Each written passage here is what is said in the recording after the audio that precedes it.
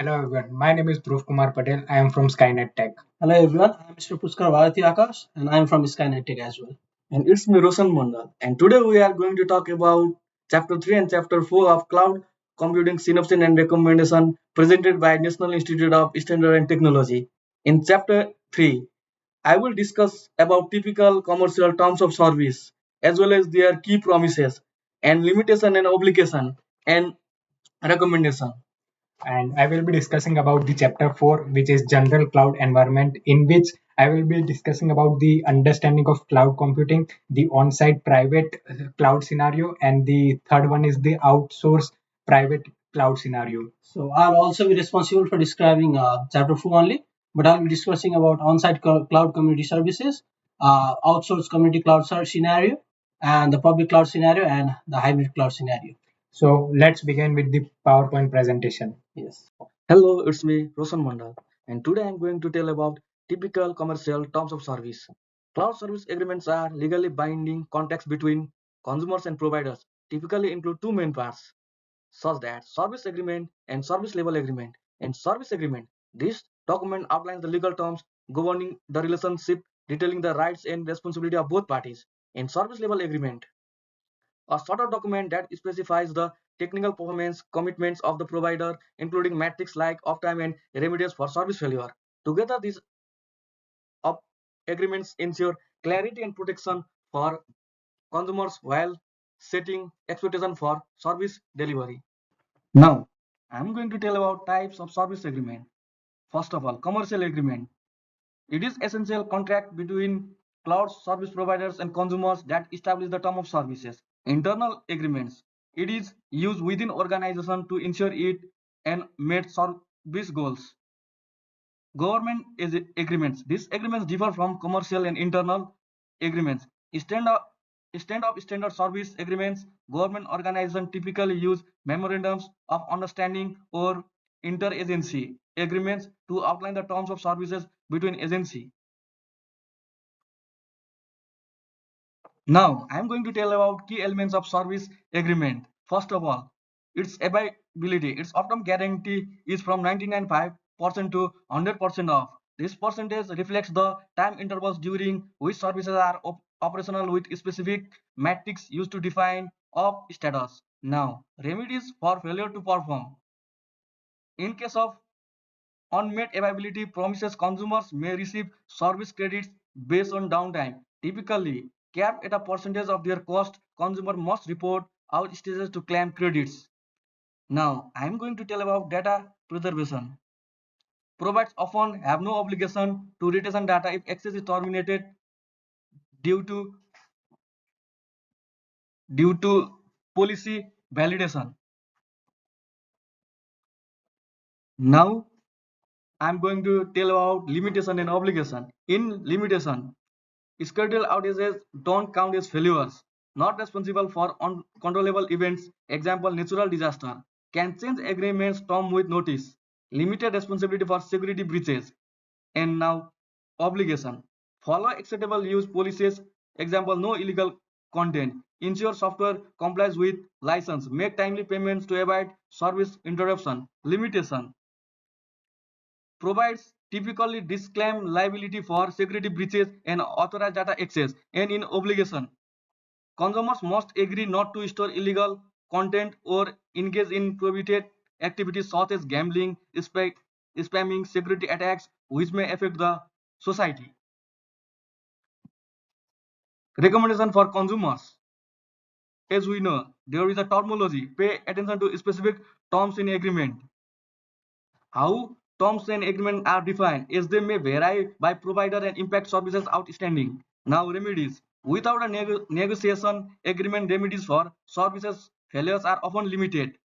Check compliance. Ensure adherence to laws for data protection, security, criticality and backup. Examine disclaimers related to security and critical process. Providers will recommend independent data backups. Negotiate a service agreement. If the standard terms do not need discussion, then modification is needed, which will be provided before use. Service agreement changes. Be aware that providers can alter with the notice, also potentially impacting service quality and pricing. Having a contingency migrating word looks if terms change unfavorably. Thank you. Hello everyone, my name is Dhruv Kumar Patel. Today I will be discussing about the fourth chapter of the publication, which is General Cloud Environment. So first we will discuss what is the cloud computing. Cloud computing is a service provided throughout the internet and it is accessible to the user of the services. It contains the basic model, which is the client server model, in which the client is the end user of the service and the server is a centralized system through which it is managed and resource of the services, and it is provided to every end user. You can see over here that this is the figure of client server model. Now we will be discussing about the scope. The scopes are like infrastructure as a service, platform as a service, and software as a service in the cloud computing.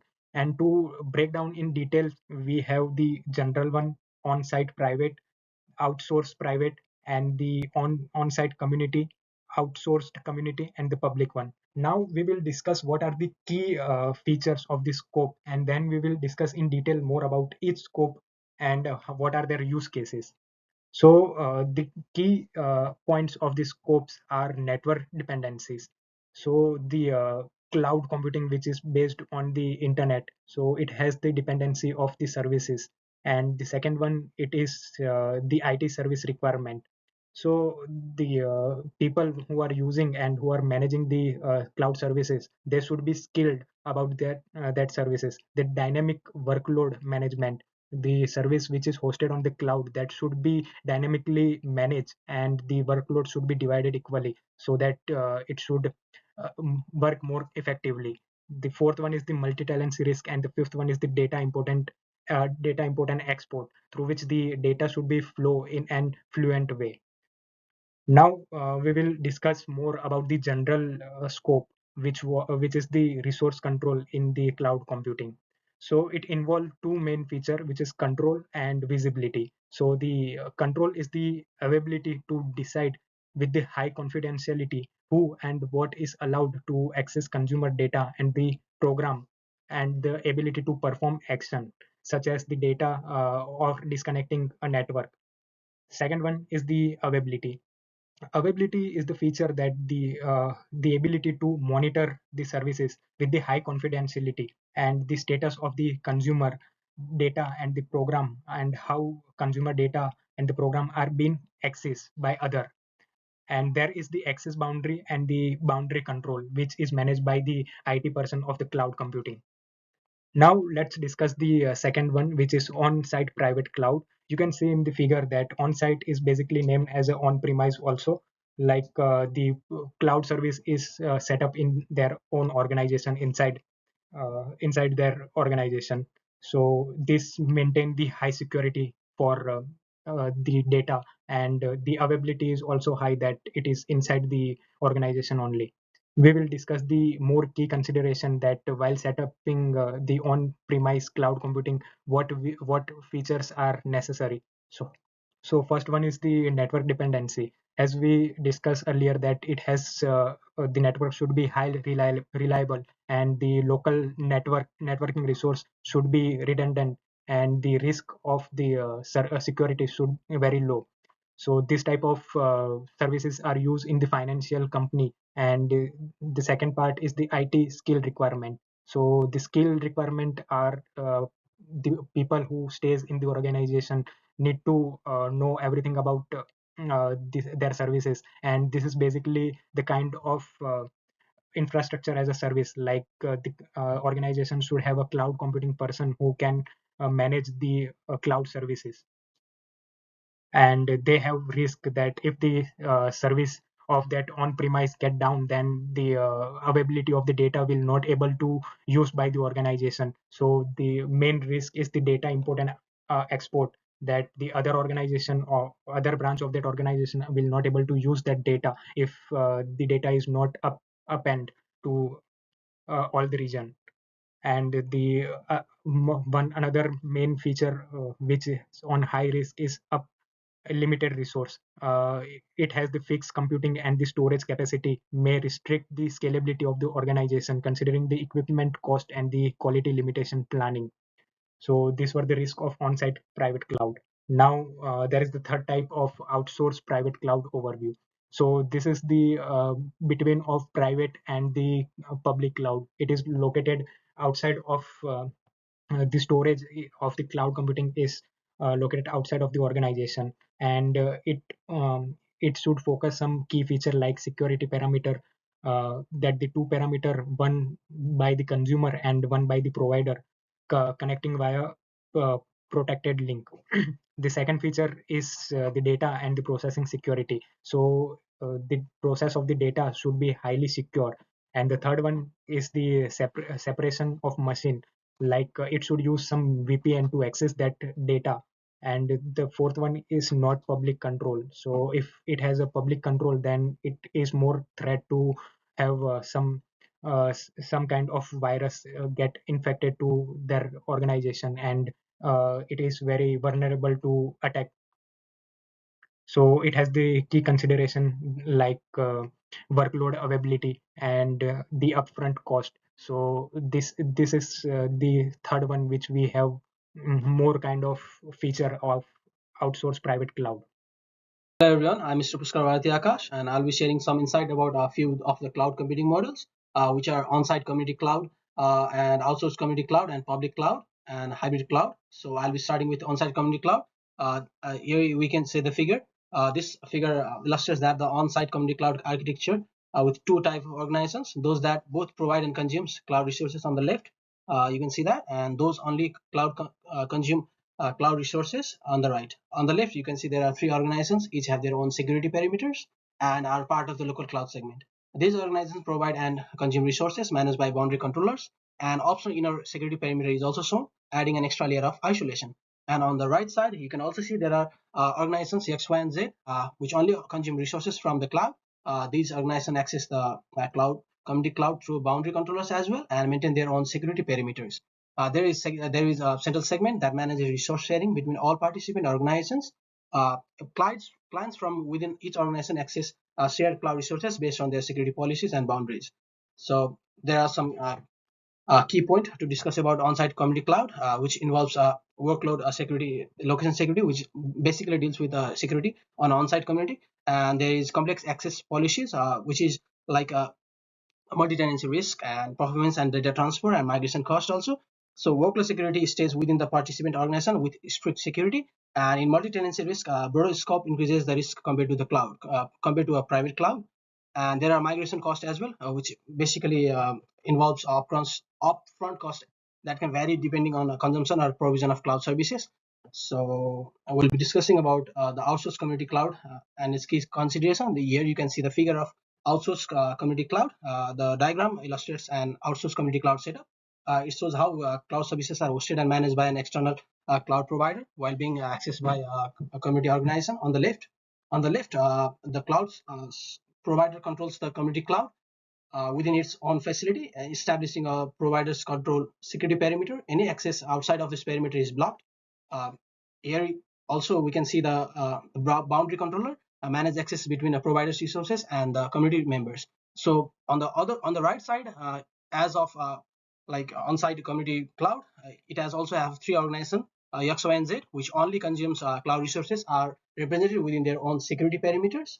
These organizations access the cloud services via boundary controllers. Here also there is the use of boundary controllers, which ensures the security and compliances with access policies. So so I'll be discussing about some of the aspect of outsourced community cloud, key aspects of outsourced community cloud, which are the data import and export and performance constraints, security against external threats, initial migration cost to the cloud, the abundant resources available. So there is security and resource sharing are managed by the provider. Similar constraints are in the outsourced private cloud, which is responsible for data transfer and performance, and abundant resources, same implications as in the outsourced private clouds. So now we'll shift to the public cloud and its key considerations. Uh, Here it is in the figure also we can see that on the left side, various clients initiate access to the public cloud connecting over the network. These clients include computers in network providing services, a public client accessing the cloud, and potentially in both new and old hardware. So in the center, you can see that there are the cloud provider, which manages all the cloud's resources, enabling the public clients to access its infrastructure. Client interact with cloud through network, utilizing shared resources provided by the provider. So in the right side, you can see that there is the customer facility. It is represented where clients can access public cloud resources from within an optional consumer controlled security perimeters. So like in the on-site community cloud and outsourced community cloud, there is also a boundary controller in public cloud as well, which is responsible for managing and monitoring the access to ensure that clients' data and operations are secure. So, so this is about the figure, and there are some aspects which needs to be discussed on the public clouds as well, which are the limited data visibility and control, low migration cost, okay, elastic resource availability, restrictive service level agreements, SLAs. So yes, security challenges. Broad user base, including potential attackers, requires strong security, limited control. Okay, a consumer lacks insight into internal operations and rely on the provider. So elastic resource availability, there is a high elasticity in resource provisioning as well, and so default SLAs limit the provider's obligations. So this is the so I'll be discussing about hybrid cloud. So in the figure, it is clear that it includes two or more cloud environments, private, community, and public clouds. It has got its own offerings, which has their distinct performances, reliability, and security attributes. As illustrated in the figure, hybrid configuration can be complex, featuring various access point and connectivity options. Implementing effective security policies and addressing global concerns such as identity management and are essential for maintaining a secure cloud ecosystem. The figure depicts the hybrid cloud mode integration and various cloud environments to achieve a balance between security and flexibility. So there are some key aspects of hybrid cloud, which includes flexibility, cloud bursting, security and management, and use case diversity. Flexibility is like it combines private, community, and public cloud for the optimized resource use. And cloud bursting is basically handling peak demand when system handles peak demand. There is peak demand, the system handles it. And the first for security and management, it requires efficient identity management across environments. So there is use case diversity, which is responsible for processing privately the sensitive data while development and testing use public clouds. So that's it for the hybrid cloud. So this is the small presentation of chapter 3 and 4 by the SkyNet Tech group. So thank you so much.